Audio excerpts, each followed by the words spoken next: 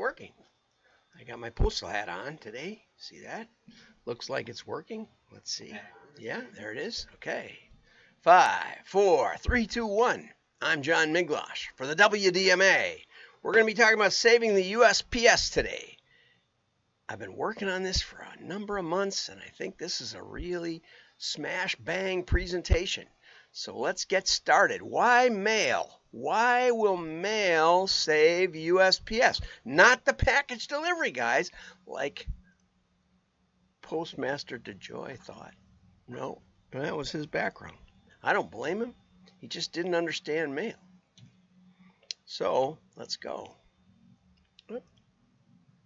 Okay, so situation 2024, the Postal Service lost $9 billion in the red. They've been in the red the last decade pretty much, and since 2006, mail is down 50% or so. And that's all kinds of mail. That's everything. Now, the post offices are only down 4%, which means that we have plenty of capacity. And employees aren't down near as far either. I don't know if I've got that graph or not, but I'll show it to you. In 2024, this is from Chris Karpenko, and he was on with David Rosendahl 2 weeks ago now, I think.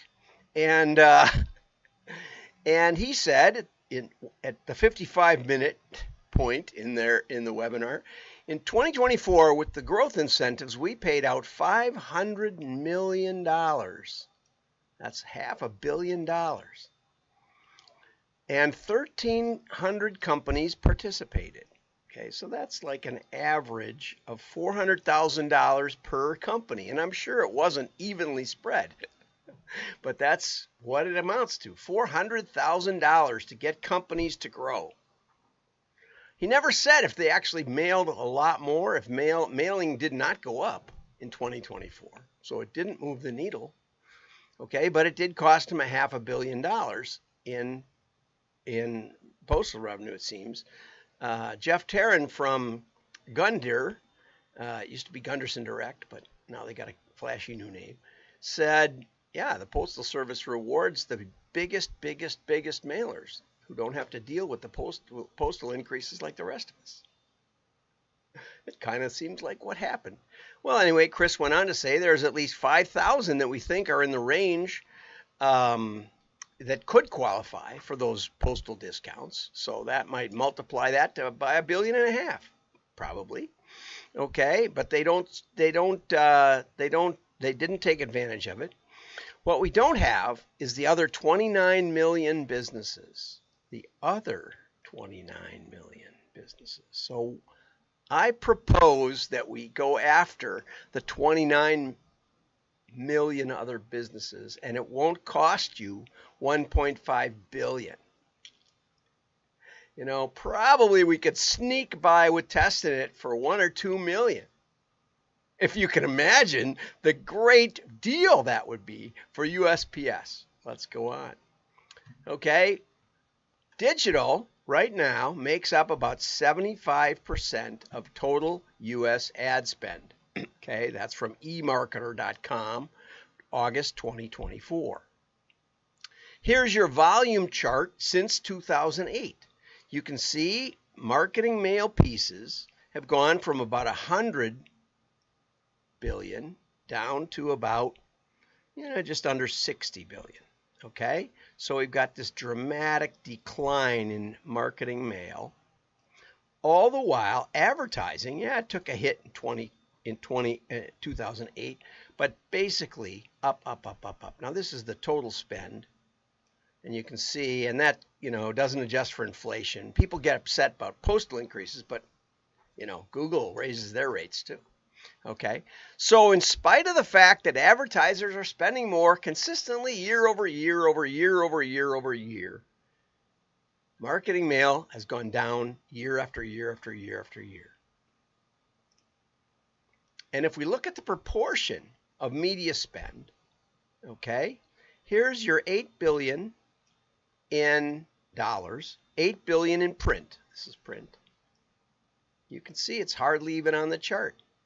91 billion in search, 87 billion in social, $69 billion in TV and radio, $55 billion in retail, cable TV gets $29 billion, other gets $25 billion. If you could just tap into any of this, you can see we don't need rate increases. What we need is people understanding the power of direct mail.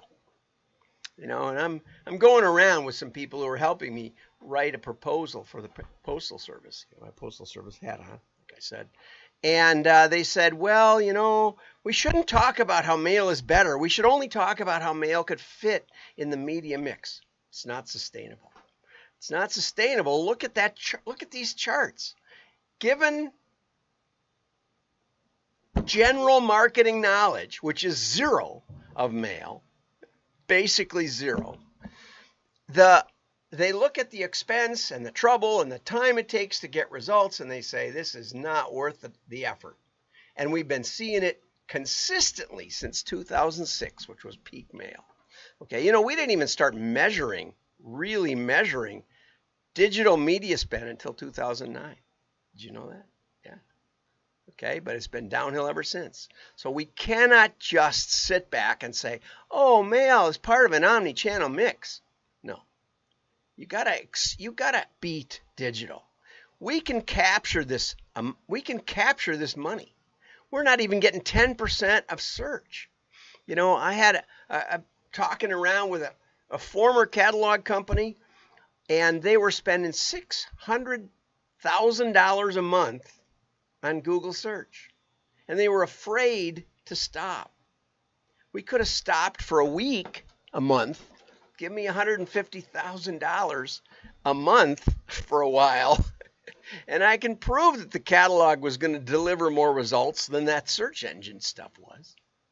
Did they do it? No. They still could. I'll send them a note on this particular talk that I talk about them. That's what I do. I'll talk about you if you aren't my client. Okay. So how do we capture that money? How do we take money away from digital and mass media? I've been fighting this battle since the early 80s. We were always trying to take budget away from mass media, and digital's no different. Dick Shaver, in this book here, I don't have the page, I don't have the quote, he says direct marketing isn't just a great idea. He said it's the best idea ever that's never really been tried. And I agree 100%. What the CEO wants is they want scalable growth with insights. They want to know where the money, what good the money is. You put the money in, what comes out. They want to know a return on investment. They want to know the causal impact. We're going to get into this in a second. They want known customer results. They want predictability. How do we predict? How do we generate the predictions of the rest of science? We got to identify causal connections, and for that, we need real experiments. My friend Bob Meyer, I worked for him at his agency, R.L. Meyer. I was R.L. Meyer Direct, and he said what people want is they want to be able to put $1 into a box, and $1.10, $1.20, $1.50 jumps out. How many dollars would you put into that box if you knew that $1.50 was going to come back out?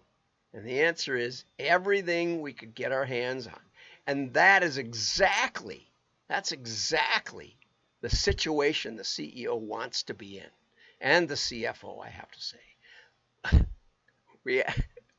I got this. I'm going to move this up a little. There we go. I think that will work. Nope, guess not. Well, my thingy at the bottom of the screen isn't working, so that's, oh well. We'll just, it's John at WDMA.org if you want to get in touch with me. This is how we predict. In science and engineering, we come up with principles that have predictive force to the extent that we can isolate and identify causal forces and repeatable effects. Now, the problem is that advertising is too dynamic. It's about creativity. In fact, my experience at the ad agency with Bob Meyer was they don't even want predictive marketing. They want to win awards. They want creativity. Okay? Predictable experiments require guaranteed engagement. And what's the problem with that? The problem with that is there's only one medium that has built-in guaranteed engagement. If you put up an outdoor billboard, people are going by there all day long. Some people, maybe it's right ahead of the exit for your restaurant. And you notice that since you put the billboard up, more people are stopping. Right. Now, the question is it worth it? Right? And, you kind of have to decide. But you've also got a little billboard at the Little League Diamond, right? Along with Coca-Cola, who can't measure it either, right? You're doing other things. You got a note in the church bulletin. Now, the way to figure it out is probably to stop with the billboard. That's how Uber figured out that their digital was mostly fraud. Same thing with Procter & Gamble. I could tell those stories all day long. But the factor is that mail is the only medium with guaranteed engagement. Okay, first off, and I'm only repeating this because not everybody knows this, your brain has 10 times more touch than vision processing. Okay? So just touching a piece of mail is going to get you more engagement. Here's something I got yesterday for lawn care and landscaping. Did I remember it? Yeah. My wife would like me to get this, but, I do my own with basically just a big tractor. Anyway, so mail also delivers. This is what the pioneers knew. This is what Dick Shaver's talking about. But if you don't verify the mail, if you don't prove, if you don't go head-to-head and beat digital and mass media, then mail just looks expensive and difficult. However, direct mail is the foundation, not just the integration, but the foundation of omni-channel marketing. Oops. Okay, with mail, and this is a really important slide, we know who we mail. We start with a mailing list of households. Okay, you say, well, that's not so good. We could get right on people's cell phone. Yeah, okay. We'll go head to head. Let's go. We know the mail gets to the household because the USPS actually can tell us with informed visibility when it hits the mailbox, right? They've made some upgrades since the old days. Okay, but we also know it goes to a decision maker. How do we know that? Because, when we had 4 kids in the household, we didn't let them pick up the mail in case there was something important in it, right? They didn't know what was important and what wasn't. It went to my wife or myself, mostly my wife, because my wife is mostly the decision maker, right? And so we know that there's engagement. We know there's a decision maker and there's engagement because you got to look it over. Mail does not throw itself away, right? Mail forces, and you can keep it in a pile. My daughter one of my daughters, kept it in a pile all through COVID. She said, I couldn't deal with mail. But eventually, she had to look it over. And you can say, well, she's just looking at the indicia, just looking at its pre-sort, boom, in the trash. That's fine. But you know what? You see this thing over and over and over, and you say, I remember getting that. I remember getting something about landscaping. Maybe that's what I should do. Maybe I should go talk to these landscapers, right? That's how advertising works. Okay, so we know there's engagement. On the billboard, I might be looking at my speedometer or my Waze GPS that says police ahead or who knows what, or I might just be thinking about other things, right? Listening to the podcast. And even though that billboard is big as life, I just don't engage with it, okay? Right? Now, you can ask people when they come to your restaurant, why'd you come? That's good. But it's harder to find out why people who didn't come. Well, maybe I'm not hungry. Probably most of them just didn't see it. You don't know who saw your ad and didn't make a decision. But mail assures a decision. Mail is baked in. So we know the engaged non-buyers, and that gives us a labeled data set. It gives us the ability to do careful experimentation. We can actually analyze who got mailed and who didn't get mailed, and how did they compare. And that is the big puzzle that we have to solve if we're going to have sustainable use of mail at a level of just 2006. We don't even have to aim for what budget we should be able to get. Leslie Guskey, maybe, he replied to one of my posts last week or this week. He reshared it. Thank you for that. And he said, mail is the only medium with guaranteed engagement built in. That was the style consultant who shared it at an advertising agency meeting. And Leslie said the person who said this in the meeting was spot on. Mail is really the only one that can give you guaranteed engagement and therefore can compare the non-buyers, the engaged non-buyers, and can compare people who saw and didn't buy or did buy with the people who never got a chance to see or weren't paying attention. So let's look at case studies a little bit. And Nordstrom's famously, Eric Nordstrom on his stock call said results were hurt by stopping the use of direct mail, right? Jill, Linda Heasley, who's no longer there, said we planned some shift from direct mail to alternative media options, primarily digital. In hindsight, we moved too much too soon. Yeah, well, what's the problem with these? These aren't real case studies. These are anecdotal. Oh, yeah, maybe we shouldn't have stopped mail. Maybe we should have gone back to our catalog. Right, maybe we should, maybe we shouldn't. They could have tested it, but they didn't have the expertise. What should they have done? Well, they should have said, well, let's not mail a couple of our stores. Or, even better, let's not mail a percentage of our customers in each store and see how they do compared to how the mailed population does. And then we'll see. Because, they said, oh, we've got social media, we've got Google search. Anybody who wants to can get a coupon. All they have to do is go looking for it. Yeah, but you know what happens with digital media and mass media? It throws itself away. If you don't pay any attention to it, it's gone. I can't think of one digital ad that I've seen yet today. I'm trying to think. I know I've seen a few. They're gone. It's cool. And I've deleted at least 200 emails already today. Don't know what they were. Don't even care. Doesn't bother me at all. Okay, we worked for a musician's friend for 6 years, and they tested 11 different. They ran 11 different modeling tests with 6 different companies.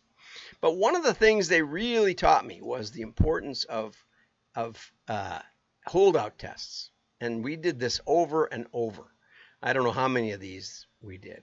But what they found was, like here, the catalog, let's say it was $1. It wasn't $1, but let's just say it was a nice catalog. Let's say the catalog was $1. The people that they didn't mail spent $12. I think this was actually profitability. Generated $12 of profit. The people that they did mail generated $22.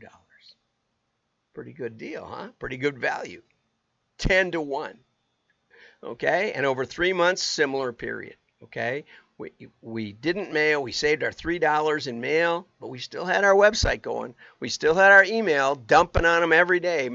Musician's friend at that time, at least, would email you 3 times a day. But guess what? Way more profit if you mailed them than you didn't.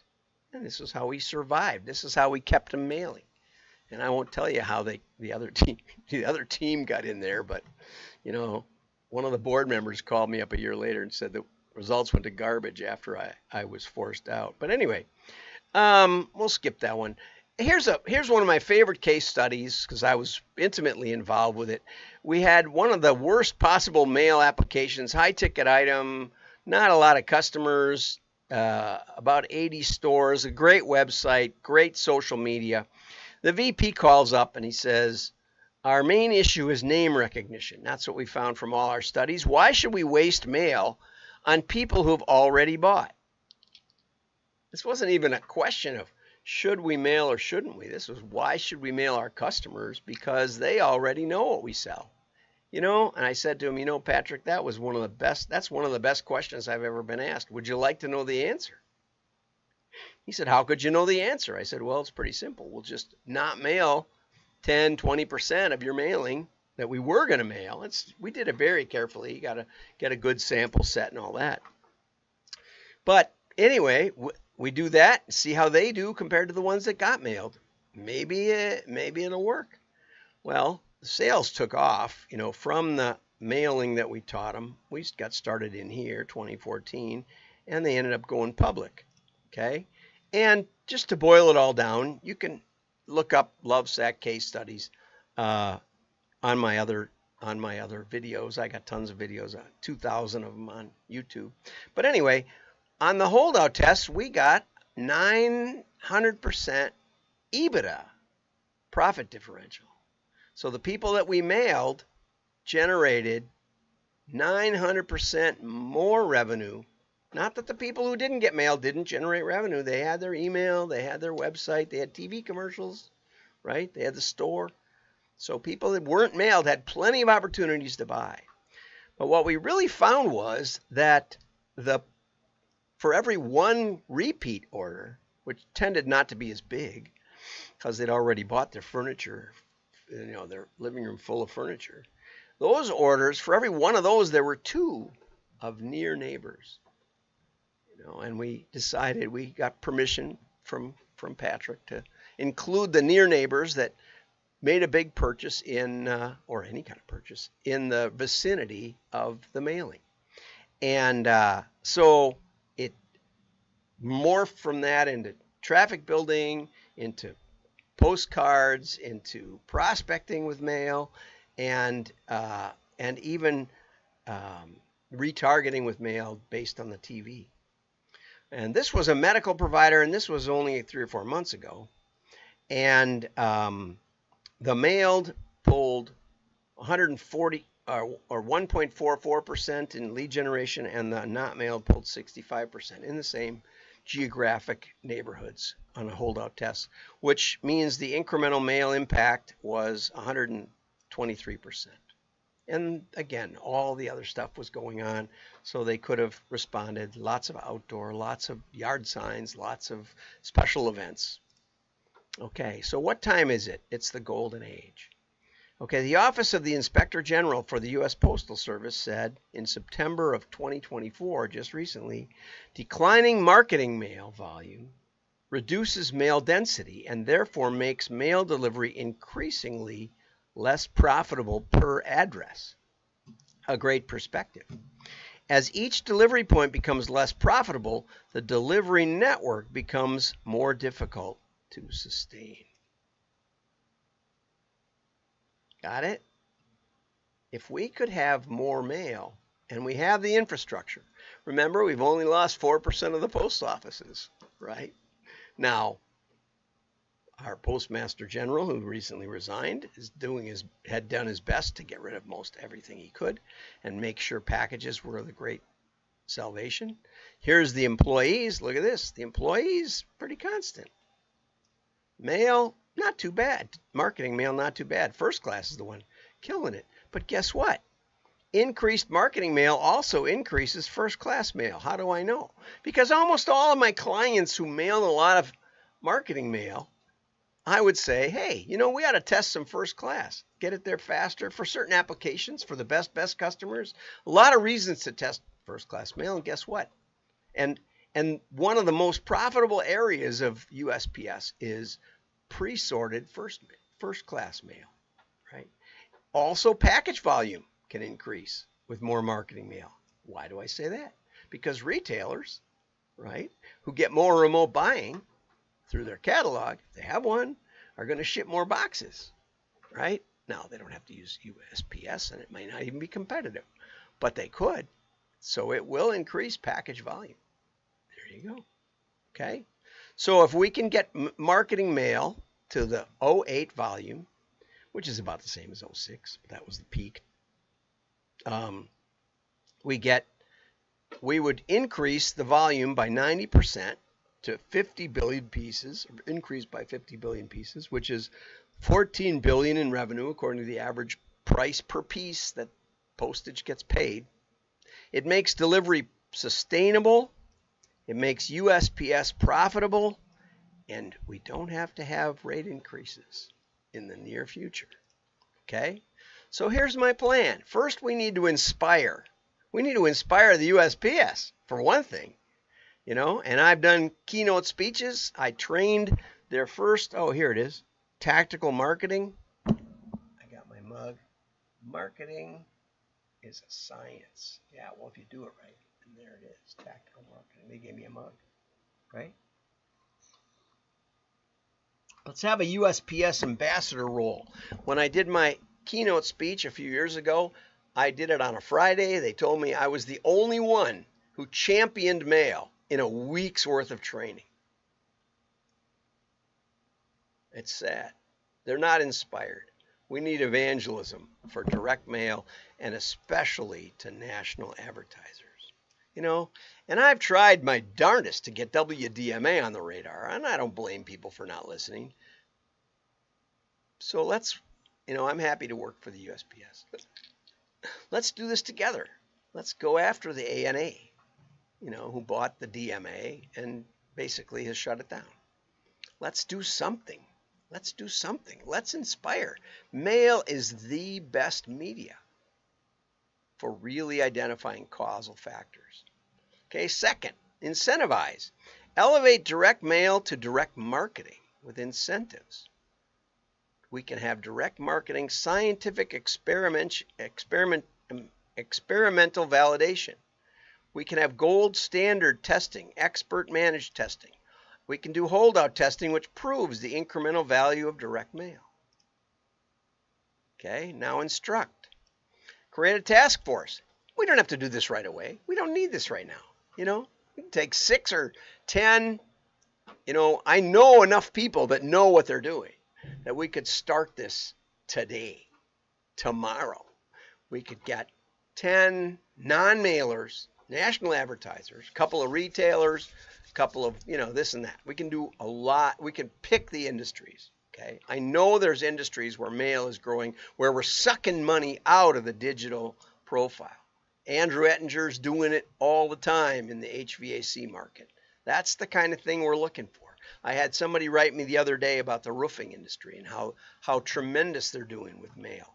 Okay, create a task force of direct mail experts with track records of testing and growing circulation. I've had enough of and we can make it up by cutting your waste circulation. That's not the kind of guys we want. As Dick Cabela said, anybody can cut. I want somebody that can make it grow. It's one of the most brilliant things anyone ever said. Okay, and illustrate. Okay, let's have some postal vouchers for something that makes some sense, Chris. Don't reward the biggest mailers. I'm not saying you shouldn't. You can keep that in place. I don't care. What we want is something that motivates the other 29 million. You said it yourself, right? I can do that. We can set up tests over and over. You know, I looked through the Postcard Mania site. They have like hundreds of tests. I'll put that in quote. I talked with the president, the founder, and none of them show the incremental lift head-to-head with digital. None of them go head-to-head.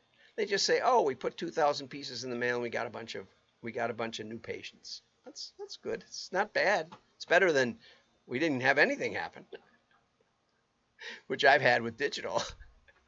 But it's not enough. We need something really, really well done. And one of the things that shocked me was that USPS, that mail customers, even with big digital agencies, don't share their back-end results. Often, mostly don't. Now, I was in a unique situation, like with Lovesack or Cabela's or some of these, or Musician's Friend, in that every order that came in, we got to see. And so we could do the match of who ordered versus who got mail. So we could run these tests, and there's other people who can do that. I'm not saying that I have to do it, but the point is that they couldn't just run a campaign and, you know, a couple of weeks later after it lands, they say, "Oh yeah, we got a few leads." That's not good enough. We need some incentives for people who share the real results, right? Especially if they're inconsequential. Let's get Coca-Cola, right? Let's get Best Buy. Let's get some people with some, who are going to laugh at the whole thing. They're going to say, oh yeah, we spend 80 million a year in ad budget, but yeah, we give you 10 million if you can squeeze it in there somehow. That's what we want. Okay, and for sharing those results, we need some rewards. That's where we should be spending our 500 million, for heaven's sakes. Okay, ignite. USPS, heaven help us. USPS could authorize a pilot immediately. We could start with 6 companies, no problem. I did this back in the mid-90s, and USPS approved a pilot program. They gave me a contract for $600,000 to launch this, believe it or not. But at the same time, the Inspector General found out that there were crooks taking contracts and multiplying them. Gee, just like Dodge or Doge, I don't know how it, And they were right to shut everything down, but I never billed them a dime for that thing, and it's more valid today than it was then. So I'm reaching out to the U.S. Postal Service. After I did those keynotes on why mail, I still didn't understand this as well as I do now. I started thinking, why does direct mail marketing always seem to beat mass media? Why? How is it that I can do that? How is it that I can do continuous improvement and make sure that it's working when we're allowed to compete? Why was it that we could transform legacy companies? I looked it up. I have 33 business turnarounds, and a lot of them were about increasing circulation. 33 different companies in my career. We've explosively grown. Anyway, I'm not going to get into that. The reason is we have a better vehicle, and we have guaranteed engagement, and we always will. Unless maybe you send an email out telling people what's in the mailbox so they don't have to go. That would never have been a thing for me. But anyway, I'm John Miglosh. I hope you enjoyed it. Have a great day. Like and share, especially with your postal service. Bye-bye.